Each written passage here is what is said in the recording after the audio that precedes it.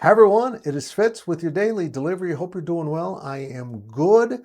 And today we're going to kind of mash two things together. A little bit of Will Howard information along with my thoughts on how this first year of the 12-team college football playoff has gone, because it's pretty interesting and everything that's shaken out of it.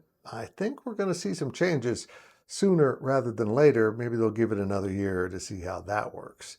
First, let me remind you, in case you didn't know, you need to subscribe to this YouTube channel. It's now mandated by the UN. That might be a lie, but go ahead and help us out and subscribe to the channel.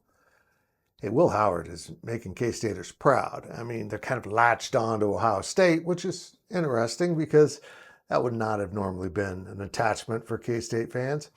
But Will Howard left under pretty good circumstances. And I think everyone knew that he was going on to get that next step in before the pros, and Avery Johnson would be taking over at K-State. I did a pretty in-depth Deep Purple video on Will Howard and that move and how it's worked out for him. I'll have another one on Avery coming up next week, and make sure you check that out. But if you want more on Will, go check it out, because I think K-Staters are really proud of him. Ran into Chris Kleiman at the basketball game on Saturday, and he noted the same thing I have. Will Howard's playing with a great deal of confidence. He is throwing the ball into tight windows and making plays. He's certainly helped Ohio State to make it to the college football playoff championship game against Notre Dame, but he's helped his own stock with the NFL draft when that pops up. He's shown he can play at that level. It's been really impressive, and if Will plays another good game, he was the MVP of that win over Texas in the Cotton Bowl in the semifinals, puts in one more good game, and everything he wanted to do with this transfer has come to fruition. He wanted a chance to play for a national title, and he's got it. And a big reason why is he's earned it. But there have been some interesting developments with this 12-team college football playoff. It's not gone probably as the organizers planned, because the organizers planned for it to be an SEC festival, and now they're all gone. In fact, the only SEC team in the Final Four, if you want to call it that, was a team that was in the Big 12 last year in Texas. The championship game will be between Ohio State and Notre Dame. Neither team of those teams got a bye. In fact, every team that got a bye and to the second round or the quarterfinals all lost. And that's probably something they're going to want to address. And also, the champions of conferences getting the byes is maybe an issue.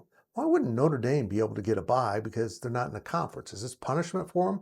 Let's go to the top four seeds getting those byes, if that's what we want to do, staying with byes, and give every conference champion a home game. Period. I've said it over and over. I think that's a great solution.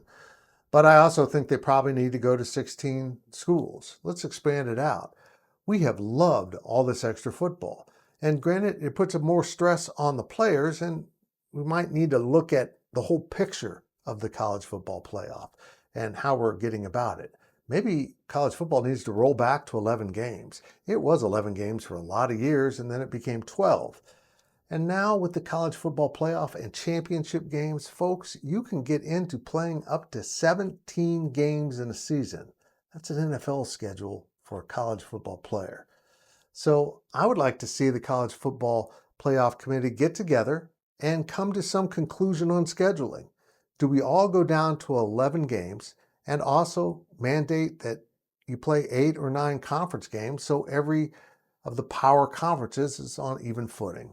I don't know, but I do know this. They should put in some kind of reward for playing 9 or more games against power conference teams. Maybe 10 or more if they keep it at 12 games. This thing isn't broken. It was much better for me.